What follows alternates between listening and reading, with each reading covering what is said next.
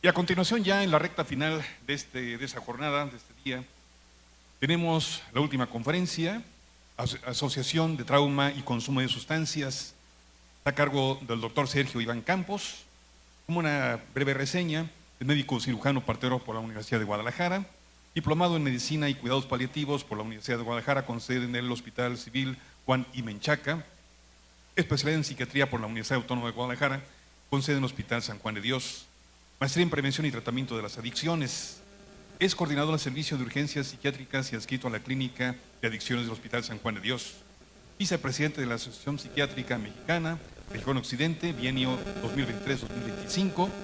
Secretario de la Organización del Colegio de Psiquiatras de Jalisco, bienio 23-25. Y profesor titular del posgrado de la especialidad en Psiquiatría de la Universidad Autónoma de Guadalajara y de la UNAM. Doctor Sergio, le dejo el micrófono. Gracias.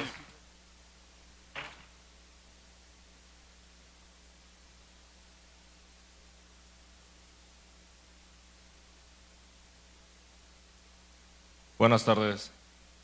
Bueno, antes que nada agradecer la invitación a Salme, al doctor Sergio, a la doctora Claudia, que me hicieron el favor de invitarme. Muchas gracias, es todo un placer para mí y un orgullo estar aquí.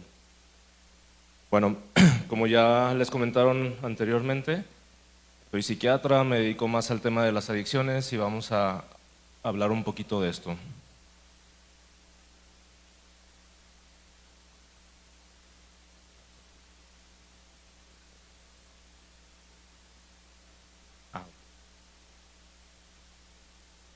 Bueno, trataré de ya no ser tan repetitivo porque evidentemente ya les han hablado de todo lo que es el estrés postraumático. Sabemos cuál es la definición, ya por aquí también escuché a mi colega, el doctor Díaz, hablar de esto, entonces básicamente nada más es como un pequeño enfoque, ¿no? Sabemos que el estrés postraumático viene o surge desde unas experiencias traumáticas que vamos a estar teniendo a lo largo de la vida. Podemos tener o no situaciones más o menos estresantes en cualquier momento y depende de cómo las manejemos a lo largo de ese momento en donde las presentamos es que tanto va a prevalecer. Sabemos también que el consumo de sustancias implica un uso más problemático y agrava al estrés postraumático o a la reacción estrés aguda y sobre todo lo correlacionamos mucho con temas de alcohol, pero bueno, están incluidas algunas otras drogas.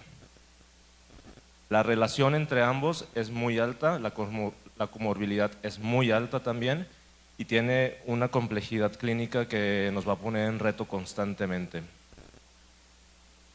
Hablando un poquito de la epidemiología y la prevalencia, sabemos que hay una alta prevalencia, ahorita vamos a hablar de porcentajes, pero hablamos que hay un 30-50% mayor de probabilidad de tener esta comorbilidad. Entonces, sí o sí, tenemos que hacer un screening para poder ver qué es lo que nos está pasando con nuestros pacientes, sobre todo cuando nos llegan en el estrés postraumático. Los pacientes con TEP van a presentar mucho más riesgo de desarrollar trastornos por uso de sustancias y al revés también. Pacientes que tienen trastornos por consumo de sustancias tienen alta probabilidad de que en el pasado hayan presentado alguna situación estresante que no haya sido tratada y que ese sea el detonante para tener el consumo de sustancias. Entonces, aquí lo interesante es cómo una patología alimenta a la otra y se retroalimentan de manera muy, muy interesante. Entonces sabemos que el 40% de las personas en tratamiento por uso de sustancias van a presentar alguna relación o alguna situación de TEP. Esto nos debería de poner en una alarma o en una alerta a los psiquiatras y a los psicólogos y a los médicos en general que vemos trastornos por uso de sustancias, de hacer sí o sí un screening a todos nuestros pacientes. Muchas veces nos llegan a nosotros, a los pacientes, y como que nos enfocamos nada más por lo que van. O sea, llegan por consumo de sustancias y más en el tema de consumo de sustancias y se nos olvida que son pacientes de todo lo demás, se nos olvida que son pacientes que pueden tener depresión, ansiedad, trastorno de déficit de atención y las prevalencias son muy, muy altas. Entonces, la invitación aquí desde ahorita se los haría es que hagamos screening obviamente por el tema para trastorno de estrés postraumático, pero hacer screening para todo, ¿no? Y muchas veces, si de por sí en el área de salud mental los pacientes son rezagados, ¿no? O sea, llegan al servicio de urgencias de medicina general y el paciente nomás porque ya es de psiquiatría o trae ansiedad o algo, como que le hacen el feo. Y cuando dicen que aparte consumen, no, bueno, o sea, hasta los psiquiatras le hacen el feo, así como que de lejecitos porque pues consume y fue porque quería, ¿no? Entonces, esto es algo interesante que debemos de tener muy en cuenta. Y bueno, la relación entre personas con TEP, el 24% desarrolla un problema por consumo de alcohol. Pero aquí viene también otra cosa muy interesante, el 33% desarrolla por consumo de opioides. Los opioides hoy día vienen en crecimiento de manera muy, muy importante. Anteriormente, los opioides nada más pasaban por México y no se quedaban en México. Nada más usaban la vía, la del Pacífico y todo eso, y se subían a Estados Unidos. Hoy día sabemos que no. Hoy día los opioides se quedan aquí. Cada vez tenemos más pacientes que consumen Fenta, de manera a veces sin querer, porque también pues el crimen organizado le está poniendo Fenta a todo para poder enganchar a la gente. Entonces tenemos que tener este conocimiento, ¿para qué? Para poder hacer este abordaje también. Si sabemos que consume cualquier cosa que le vendan, como cristal o como cocaína, nosotros tendríamos que pensar también en opioides, ¿vale? Por eso cada vez hay más consumos, por eso cada vez hay más abstinencias y los pacientes se agravan más. Entonces, esto también es muy, muy interesante. Alcohol es lo que más tenemos en cuenta, pero opioides va en crecimiento aquí en México. Y bueno, los mecanismos y factores que tienen como riesgo, pues son varios, ¿no? Esto es para desarrollar como tal esta correlación entre el estrés postraumático y el consumo de sustancias, ¿vale? Hablamos de que hay influencia de un trauma previo, esto es muy interesante, no se alcanza a ver también, la letra está media, pero sabemos que cuando ya el paciente tiene una cuestión que en la infancia tuvo un abuso sexual, que tuvo violencia física, violencia psicológica, o mujeres que nos llegan con consumos ya de edad adulta, tenemos que, o hombres también, tenemos que irnos para atrás, hacer una buena historia clínica y ver qué tanto hubo este riesgo, ¿no? Algunas otras cuestiones biológicas también están inmiscuidas. Sabemos, y vamos a hablar más adelante de esto, de factores genéticos, factores neurobioquímicos que están inmiscuidos en este tipo de situaciones. Otra de las hipótesis que es mucho más fuerte es la parte de que el paciente sufre un estrés, una reacción de estrés agudo, sufre algún tipo de trauma y lo primero que hacen, antes muchas veces de ir al médico, antes de ir al psiquiatra, antes de ir al psicólogo, pues me tomo lo que me hallo, ¿no?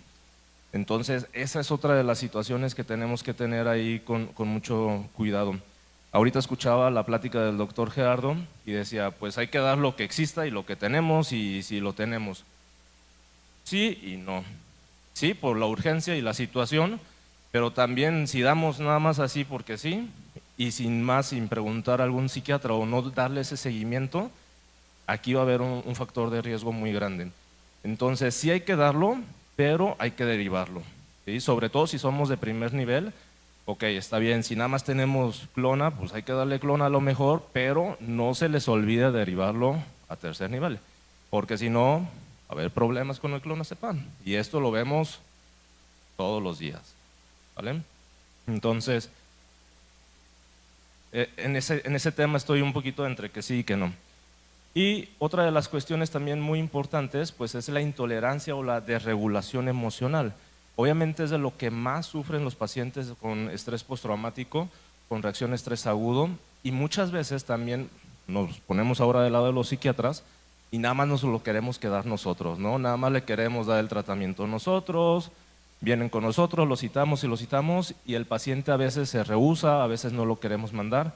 Pero si no hay esta parte en donde los mandemos a psicoterapia y vuelva a haber una regulación emocional, son pacientes que sí o sí van a empezar a hacer episodios de disociación, los flashbacks van a estar mucho más presentes y va a ser mucho más complicado todo el tratamiento en general, ¿vale? Entonces, bueno, y por último, los síntomas de hiperactivación parcialmente se van a asociar en el trauma infantil y en el consumo de sustancias, que era lo que decíamos, ¿no? O sea, va de la mano de qué tanto trauma ha habido previamente. Entonces, súper importante poder ver cuáles son los factores de riesgo que tiene nuestro paciente. Y como decía al principio, no importa si nada más viene porque fuma marihuana, o sea, hay que hacer toda la historia de clínica, no excluyamos a este tipo de pacientes. ¿Y qué va a haber en cuanto a las alteraciones neurobiológicas? Sabemos que hay una desregulación en el eje hipotálamo, hipófisis adrenal, por eso la situación de la hidrocortisona, ¿no? Sabemos que va a haber un aumento del cortisol muy fuerte, va a haber una cascada de inflamación a nivel sistémico y con esto va a haber la desregulación a nivel de neurobioquímica o de las monoaminas en el cerebro. Entonces, tenemos que tener esto muy en cuenta y entre más rápido actuemos en intervenir en esta desregulación, pues mejor va a ser el pronóstico del paciente. El trauma infantil va a producir muchas alteraciones a nivel de los circuitos mesocorticolímbicos y de los neurotransmisores, ¿no? Opioides, dopaminérgicos. Esto está súper probado y hay varios estudios en donde se habla sobre todo de violencia familiar o intrafamiliar, en donde toda la migración neuronal se modifica por esto. Toda la estructura de las redes neuronales se ve modificada. O sea, el trauma infantil no solamente queda a nivel emocional la marca del paciente o del niño, es una marca que queda neurobiológicamente y que es irreversible. Entonces yo tengo que tener este antecedente muy presente para poder dar un buen apoyo, un buen soporte. Entre más rápido yo intervenga a estos niños y más rápido podamos hacer estas intervenciones a nivel farmacológico y psicoterapéutico, el pronóstico va a ser mejor para el paciente. Y bueno, sabemos de los neuropéptidos Y y la sustancia P que se van a asociar con problemas antisociales de la personalidad o con problemas en el consumo de sustancias. Que también sabemos que el problema más grave de personalidad que vemos asociado al consumo de sustancias pues son los pacientes que tienen características antisociales. Aunque hoy día, si les soy sincero, cada vez esto se va haciendo más neutro y todos los tipos de personalidades ya se ven asociados al consumo de sustancias. Anteriormente sí pensábamos como que esta parte es antisocial y va a tener mayor riesgo y ahora no. Ahora también la inestabilidad emocional te da mucho de esto, todo lo del clúster A te da bastante consumo de sustancias. Y tiene mucho que ver también con la accesibilidad, o sea, hoy día la accesibilidad al consumo de sustancias y el cómo el paciente va a buscar y encuentra un beneficio rápido es muy grande. Entonces, sí hay una asociación un poquito marcada, sobre todo a nivel neurobioquímico, pero esto se está neutralizando con todos los pacientes en general. ¿Y cuáles son los sistemas de neurotransmisores que se ven afectados? Pues en general todos, ¿no? Sabemos que no es uno solo. Hoy día sabemos también que todas las hipótesis de las monoaminas cada vez están más en desuso, cada vez son más esta parte de nuevas redes interneuronales que están conectadas entre sí, pero bueno, para fines académicos y entendimiento todavía siguen siendo válidas todos los sistemas de las catecolaminas, como también los receptores opioides se ven inmiscuidos, sobre todo en el estrés postraumático, ¿no? Pero también en el consumo de sustancias, hablando de esta parte del centro de recompensas, cómo se perpetúa en la corteza prefrontal y viniendo desde núcleo accumbens y todos estos sistemas que se van a ver afectados. En el estrés postraumático sabemos que además pues también están inmiscuidos más sistemas límbicos como amígdala que va a venir a alterar esto. Las alteraciones dopaminérgicas y glutamatérgicas obviamente van a estar muy alteradas. Las cuestiones mesolímbicas también van a estar afectadas y esto va a perpetuar y se vuelve como un círculo, se vuelve un bucle en el que la sustancia va a perpetuar más el problema del estrés postraumático. Entonces, estos pacientes, como veíamos antes, que se automedican, lo único que van a estar haciendo es perpetuar más en la amígdala, van a perpetuar más en hipocampo esta vivencia y por eso es que luego va a venir más el flashback. ¿Y qué es lo que va a pasar? El cerebro te va a pedir más droga para poder calmar esa parte. Y entonces se mete en un bucle infinito del cual va a estar complicado poder sacar a este paciente.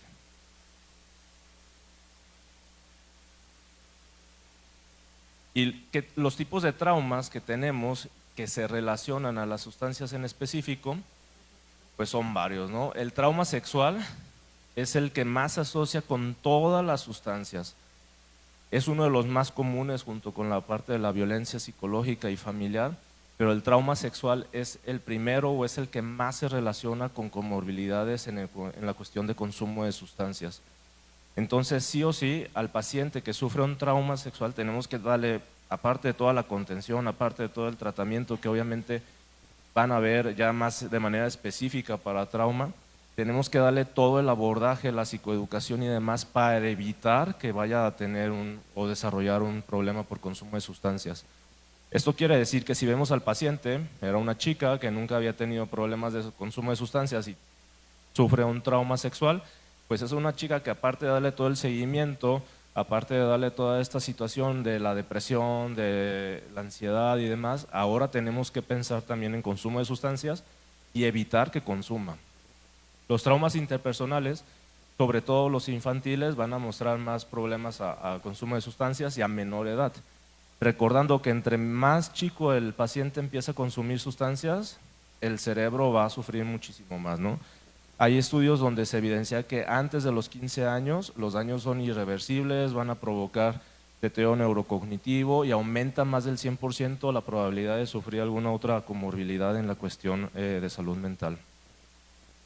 Y en las poblaciones altamente traumatizadas se observan elevaciones de dependencia de alcohol, cocaína y marihuana, que son los más comunes. Cuando hablamos altamente traumatizadas, normalmente también, digo, aquí en México no, pues quisiéramos decir que no, pero también hablamos más de guerra o de secuestro, de toda esta situación, ¿no? Que si bien no hay guerra como tal en México, pues el tema del narcotráfico creo que ya nos está llevando más allá de una guerra, ¿no? Y son muchas veces cosas que se nos olvidan, o digo, también los que vemos adicciones, pues nos toca ver el otro lado de la moneda y también estamos viendo a gente que se dedica a eso y que llegan con nosotros. Esa es una realidad, ¿no? Cada vez nos llegan más sicarios, más narcos, que pues queramos o no, son pacientes al final del día. Tenemos que ser objetivos, claros y éticos y los tenemos que atender con la misma importancia, y son pacientes que sufren mucho, obviamente, de consumo de sustancias y de estrés postraumático, ¿no? O sea, pacientes que secuestrados, torturados y demás. Muchos te llegan y dicen que ya no están ahí, pero pues esa parte siempre los va a dejar marcados. Entonces también esto está súper asociado. La cocaína aquí en México en particular es una cuestión un poquito rara, porque para conseguir cocaína en México es un tema casi imposible, o realmente que nada más estés realmente metido en altas esferas del narco, porque la cocaína que te venden en la calle no es cocaína, está rebajada con muchas cosas, entre ellas cristal y fenta. Entonces, cuando nos llegan pacientes que dicen que consumen cocaína, hay que pensar en otras sustancias también. ¿Y cuáles son las manifestaciones clínicas y para el diagnóstico? Pues los vamos a tener que dividir un poquito en criterios diagnósticos, que los estamos basando en el DSM-5, en el TR, en la nueva revisión que salió. El consumo de sustancias va a agravar los síntomas de TEP, no es que los pueda, los va a agravar sí o sí. Y esta parte de aquí es muy, muy importante verla, valorarla y sobre todo estudiarla con nuestros pacientes. O sea, cada vez va a haber más pacientes con disociación si tienen consumo de sustancias. Y no solamente disociados, va a haber más pacientes psicóticos y psicosis graves de poder tratar, ¿no? Y son pacientes que la verdad el pronóstico es malo. Y bueno, vamos a evaluarlo mediante entrevistas clínicas y escalas específicas para todo esto. Estos son los criterios. Creo yo que ya los vieron o los van a ver de manera muy detallada. Entonces nada más se los dejo por aquí en cuanto al estrés postraumático, ¿no? Creo que no es la presentación para ahondar en ellos, pero sí los quise tener en cuenta para que también ustedes los puedan valorar. Ya sabemos cuáles son los criterios de exclusión y las especificaciones. Y bueno, vámonos a lo que es el tratamiento y las intervenciones que debemos de hacer cuando tenemos este tipo de pacientes que van a presentar estas comorbilidades. Son pacientes que van a tener o que deben de tener un enfoque integral que puedan abordar todo lo que van a estar trayendo. Son pacientes que necesitan obviamente un proceso de psiquiatría, necesitan un proceso de psicoterapia y que sea una psicoterapia muy especializada en este tipo de situaciones, ¿no? O sea, evidentemente lo que más sugiere la evidencia científica pues es psicoterapia cognitivo-conductual, como sabemos, pero dentro de lo cognitivo-conductual, y si me equivoco algún psicólogo aquí me corregirá, hay cosas más específicas todavía que se pueden hacer, se puede hacer MDR, se pueden hacer algunas otras intervenciones que sea para ellos. Pero aparte de eso, necesitamos también que, o deberíamos de intervenir en la parte de trabajo social, ver qué está pasando con ese núcleo familiar, qué está pasando con las situaciones en casa, cuáles son las redes de apoyo del paciente. Entonces, bueno, aquí tenemos mucho trabajo, sobre todo en esta parte, en ser integral con estos pacientes. Y a veces a los médicos nos cuesta mucho trabajo el poder integrar a estos pacientes. Entonces aquí tenemos que buscar cómo lo vamos a ir mejorando. Modelos terapéuticos, sobre todo lo cognitivo-conductual integrada, y MDR creo que es lo que también tiene más evidencia. ¿Y cuáles son los desafíos? Pues las adherencias al tratamiento, los recursos económicos y toda esta situación, estigma y la capacitación personal. Yo creo que muchas veces nos fijamos en esto, en lo primero, en cuáles van a ser los abordajes, cuál es el tratamiento y todo, pero descuidamos esta parte y esto es bastante interesante. Hablando desde la psiquiatría y desde el mundo de las adicciones en psiquiatría, esto de aquí es lo más problemático que tenemos. O sea, un paciente que ya consume sustancias, para que realmente tenga una adherencia es sumamente complicado. Más del 95% de los pacientes van a recaer. Y esa es la última estadística que se dijo en el Congreso Mundial de Patología Dual. Y ellos proponían que hasta el 99% iban a caer y casi nada más por no decir el clásico caso que llegan que dicen que dejaron de consumir de la noche a la mañana porque pudieron, que no lo dudo, pero es la exclusión. Pero hablamos entonces de un 99-95% de recaídas, la adherencia es casi nula. De hecho, en países de primer mundo, ya los objetivos para el tratamiento de las adicciones ya no son los mismos, ya no es un consumo cero. Ya lo que hacen es reducción de los consumos y reducción de los daños al paciente y a la sociedad. Hay países en donde llegas consumiendo cristal y te dicen, ¿sabes qué? Te voy a cambiar el cristal por alguna otra anfetamina, yo te la voy a dar. O hay países en donde ellos proporcionan las agujas limpias para la heroína, para cualquier opioide y se los aplican ahí, o sea, otra cosa, ¿no? ¿Por qué? Porque sabemos que la adherencia es muy complicada y las recaídas son altísimas. Los recursos económicos, pues bueno, este es un desafío para la Secretaría de Salud y para toda la parte del gobierno, porque también cada vez está un poquito creciendo la población de pacientes psiquiátricos y la población de pacientes con consumo de sustancias, y los recursos, sin meterme en donde no debo ni en política, pues están así como que apretados, ¿no? Y la estigma y la capacitación, esto también es importantísimo. Los psiquiatras no nos damos abasto, somos muy poquitos psiquiatras para México, entonces debería de haber capacitaciones continuas y las hay para médicos de primer nivel. Y hablando un cuanto tanto más en lo que más yo puedo participar o les puedo platicar, pues en los tratamientos psicofarmacológicos para el TEP en general, pero también con una vista un poco más hacia la parte de las adicciones. Obviamente, ya como dijo Gerardo, que era la fase medular de su ponencia, pues los ISRS es lo que más evidencia tiene, ¿no? Y coincidiendo con lo que dice, sertralina y paroxetina son lo que más evidencia tiene para esto, son los más efectivos en la parte de la mejora, aunque no se descartan las duales, como dijo también, entonces ya no me voy a meter mucho en esto. Pero sí aquí podemos hacer también mención a que los antipsicóticos atípicos también pueden llegar a ser efectivos, ¿no? Y no solamente para cuando tengan síntomas psicóticos, sino para cuando los ISRS o los duales nos quedan cortos, podemos agregar ipiprazol, que es el que mayor evidencia tiene en esto. El propanolol puede mostrar cierta capacidad para atenuar la memoria traumática, es algo más como de segunda línea o tercera línea, no tiene una evidencia tan fuerte, ¿vale? Y esto es súper importante. Todos los medicamentos muestran solo pequeños efectos o medianos efectos. Realmente, si lo pusiéramos en un porcentaje, un 60-70% es más de psicoterapia cuando hablamos de estrés postraumático que farmacológico. El medicamento ayuda al que el paciente tenga menos síntomas, pero no lo va a tratar únicamente. Si no van a psicoterapia, van a fracasar. O sea, demos lo que demos, llevemos sertralina 200, 300 miligramos que se han usado de manera heroica, no va a mejorar el paciente. Tenemos que mandarlo sí o sí a psicoterapia, ¿vale?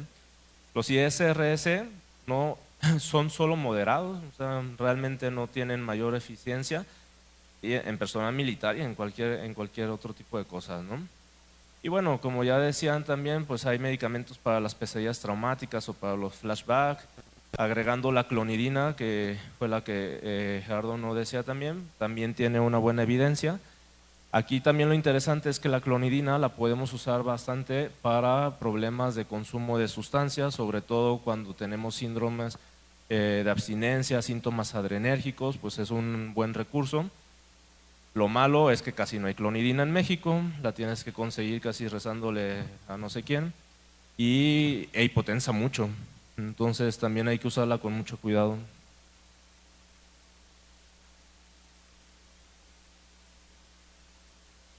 ¿Y cuáles son los tratamientos psicofarmacológicos para el consumo de sustancias? Les puse estos dos primero porque realmente son para los que hay un tratamiento específico, ¿sí? Hay guías ya desarrolladas que se pueden hablar y podemos decir, ok, para alcohol y para opioides sí hay tratamientos específicos, ¿no? Para alcohol sabemos que el disulfiram, el acamprosato y la naltrexona son los que están probados. Ahí podríamos agregar un poquito el topiramato, porque también el topiramato ya está aprobado para el craving, siendo nada más para alcohol, la única aprobación que tiene, pero lo usamos para todo porque no tenemos muchas opciones. Pero de estos, pues bueno, ya sabemos cuáles son las situaciones con el disulfiram, ya sabemos las cuestiones éticas, las restricciones que tiene el paciente. Tenemos que ser claros con el paciente y decirle que si tomando disulfiram, pues va a tener la peor cruda de su vida. Entonces el 99% de los pacientes inteligentemente dicen, pues no me tomo el disulfiram y se acabó, ¿no? O sea, no hay mayor sentido. Acamprosato no hay en México, o si hay me dicen dónde, porque yo no lo he encontrado. Y ahorita donde estamos usando más y trabajando más es en la naltrexona. La naltrexona ha tenido muy buenos resultados para el trastorno por consumo de alcohol, primero que nada, y para opioides también. Pero también están desarrollándose ya varias investigaciones, han dado buenos resultados parciales con otros tipos de consumo, sobre todo con cristal, con metanfetaminas y demás. Naltrexona en México la vamos a encontrar como pastillas, por ahí hay mucha gente que también está poniendo pellets de naltrexona, por abajito del agua, porque pues todavía no lo aprueba Cofepris, pero ya hay pellets de naltrexona. Y en Estados Unidos hay naltrexona de depósito también, que está muy padre. De repente se consigue aquí en México también. Y es lo que más prometedor está ahorita para las adicciones. O sea, la naltrexona va con todo. Combinaciones como con bupropión pueden ser buenos resultados. Sin embargo, bupropión no está tan indicado para estrés postraumático. Entonces tendríamos que tener cuidado con eso nada más. Algunos otros, el nalmefeno no hay aquí en México. El baclofeno, que es un agonista de GABA beta, es un relajante muscular, este sí hay aquí en México, se usa, tiene una respuesta mediana, pero sí se llega a usar. Anticonvulsivantes como topiramato, este es el que también usamos mucho y la verdad es que sí funciona bastante bien, es accesible porque la naltrexona es carísima, 20 pastillas de naltrexona te cuestan 2,000 y tantos, entonces no cualquiera los va a pagar. y la familia de los pacientes adictos ya está enfadada, harta, y lo que menos quiere es pagar como 8,000 pesos de tratamiento al mes. Entonces, topiramato funciona bastante bien, gabapentina y pregabalina también funcionan bien, aunque sí es mejor el topiramato. La vareniclina sabemos más que es para la cuestión del tabaco como tal, entonces es algo que sí está muy reducido y muy restringido para el consumo de tabaco, que sabemos también que el tabaco, aunque sea droga legal, aunque sea legal, sigue siendo un tóxico y sigue siendo la droga que más se usa en todo el mundo, no nomás aquí, ¿no? Y es un problema que muchas veces lo dejamos de lado. O sea, viene el paciente y es así, ¿fumas? Y bueno, X. ¿Consumes marihuana? No, ¿cómo es posible que consumas marihuana? Te vamos a anexar y todo. Pues el tabaco te va a matar primero que la marihuana, como 20 veces, ¿no? Entonces, la vareniclina es una buena opción para el tabaco. Otra opción para el tabaco es el bupropión, que es bastante accesible, pero para tenerlo en cuenta. Dependencia de opioides, obviamente hay que, primero que nada, hacer la descontinuación con metadona o con bupre. Metadona, misma historia, a veces hay, a veces no hay. Tienes que andar de clínica en clínica de metadona, de difícil acceso. No está cara, está barata la metadona, pero no hay mucho. Y bupre es cara, carísima. Entonces no todo el mundo lo puede pagar, pero son los dos opioides con los que deberíamos de hacer la descontinuación. Una vez que ya se suspenda el opioide, incluido metadona o bupre, entonces usamos naltrexona. No vayamos a cometer el error por ahí que usemos naltrexona usando algún opioide, porque los vamos a complicar. Y bueno, se pueden hacer algunas otras cosas como sulfato de morfina, hay formulaciones de EPO, de implantes y demás. Para la cocaína y para todo lo demás, todas las drogas que gusten, desean, no hay algo específicamente de tratamiento farmacológico. Solamente se van a hacer cuestiones muy sintomatológicas. Podemos usar topiramato para control de impulsos, podemos usar naltrexona para bajar el craving, podemos usar algunas otras cosas como lo que ya hemos visto acá, pero como tal una guía en donde venga descrito cierto medicamento en específico que está aprobado por COFEPRIS, por la FDA y demás, no existe todavía. Entonces, bueno, hay estudios con muchas cosas. El metilfenidato, de repente, es un medicamento que por la alta incidencia y prevalencia de trastorno por consumo de sustancias junto con trastorno de déficit de atención, lo vamos a ver en nuestros pacientes. Y es un medicamento que también funciona para la deshabitualización de metanfetaminas. Pero cuando nos llegan al consultorio, de repente si consume ya todo, como que nos da miedo dejarle metilfenidato al paciente porque decimos se va a ser adicto al metilfenidato, que también hay pacientes adictos al metilfenidato, pero es una situación y es un medicamento que sí podemos y debemos de usar, tanto para la descontinuación y los síndromes de abstinencia por anfetaminas o metanfetaminas, como para tratar también pacientes con TDA. Obviamente tiene que haber toda una esfera, tiene que ir a psicoterapia, tiene que haber una red de apoyo y demás para poder dejar esto, pero sí se puede usar. Y hay otras cosas que están interesantes, que están algunas en desarrollo, algunas ya un poquito más avanzadas, como la ketamina o algunos psicodélicos, como usos para poder mejorar este tipo de situaciones. Todavía no hay algo en específico para los psicodélicos, pero está en desarrollo y yo no dudo que vaya a ser una de las opciones de tratamiento en corto plazo. Sobre todo porque cada vez está más estudiado toda la vía glutamatérgica y sabemos que esa vía va a estar inmiscuida en cuestiones psicóticas, depresivas y demás. Y bueno, ya hay medicamentos como tal que ya se usan por la vía de del glutamato. ¿Y cuáles son las evidencias que hay para los estudios de este tipo de pacientes? Volviendo a los pacientes también que tienen estrés postraumático, terapias de exposición prolongadas han mostrado cierta eficacia. La intervención temprana, sobre todo, esto, que sea, entre más temprano agarremos al paciente, le va a ir mucho mejor a nuestros pacientes. Y bueno, obviamente todo lo debemos de hacer personalizado con cada paciente. ¿Cuáles van a ser algunos de los retos que nos vamos a encontrar con nuestros pacientes? Pues una de las cosas más feas que tenemos en toda la psiquiatría es el estigma. Y como les decía antes, si de por sí el paciente psiquiátrico ya está por allá en la esquinita donde no moleste, pues el paciente psiquiátrico con adicciones va a estar por afuerita del hospital porque me va a hacer un...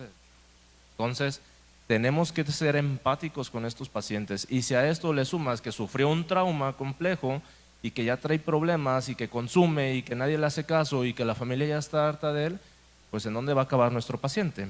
Por eso es que luego aumentan toda la parte de las tasas suicidios que vamos a ver. Creo que por ahí van a ver esa plática mañana. Entonces ese es un factor de riesgo, ¿no? El estigma que tenemos desde la sociedad hasta los médicos, hasta los psiquiatras. Comorbilidades psiquiátricas y factores de género obviamente también van a estar inmiscuidos. Las comorbilidades, como les decía, son pacientes sumamente complejos, entonces no nada más van a tener el estrés postraumático y la adicción, seguramente van a tener un problema de ansiedad, seguramente van a poder estar deprimidos, pueden estar psicóticos, y etcétera, etcétera, etcétera, trastornos de personalidad y demás. Si a esto le agregan que ya sean crónicos, pues ya va a tener un deterioro cognitivo, disfunción social, laboral, familiar y lo que quieran agregarle. ¿Y cuáles son las limitaciones de los recursos terapéuticos? Como decíamos, pues en México seguimos con este tema y en toda Latinoamérica, que tenemos muchas limitaciones en los recursos. No me encanta la frase, pero pues se debe hacer lo que se pueda con lo que se tenga. Esa es la realidad que vivimos en México. Las implicaciones para la práctica clínica, pues tenemos que realizar screenings o cribados sistemáticos en todos nuestros pacientes que vayan a una consulta por consumo de sustancias. Todos debemos de hacerles algunas escalas para descartar que no tengan estrés postraumático. Lo debemos de buscar intencionadamente. Vamos a fomentar las intervenciones integradas y multidisciplinarias. Psiquiatra o psicólogo que diga que él solo puede tratar a un paciente así, pues ahora sí que mejor no vayamos con él. Y capacitar más a todo el personal en la salud mental. Ya vamos a terminar porque me estoy comiendo el tiempo. Va a haber mayor cronicidad y severidad en los pacientes que tengan esta combinación. Son pacientes que si de por sí ya es complicado uno o el otro diagnóstico, si se presentan en combinación, factor de mal pronóstico. Va a haber peor adherencia al tratamiento, más recaídas. Esto va a aumentar también los recursos económicos o va a subir el costo por paciente, y esto va a ser más complicado, ya sea al sistema de salud o al sistema familiar o a quien lo esté viendo, ¿no? Son pacientes que desafortunadamente muchas veces toda la familia se va, y yo les digo a los pacientes, la única que se queda es la mamá. El papá se va, los hermanos se van, todo el mundo se va, la esposa, los hijos, todo el mundo, nomás queda la mamá. Y bueno, va a haber un incremento de riesgo de mortalidad por la tasa de suicidio, pero también por otras enfermedades médicas, porque luego hasta eso se nos olvida a nosotros mismos como psiquiatras. El paciente se puede infartar, el paciente va a tener EBC, el paciente va a tener dislipidemias, va a tener etcétera, etcétera.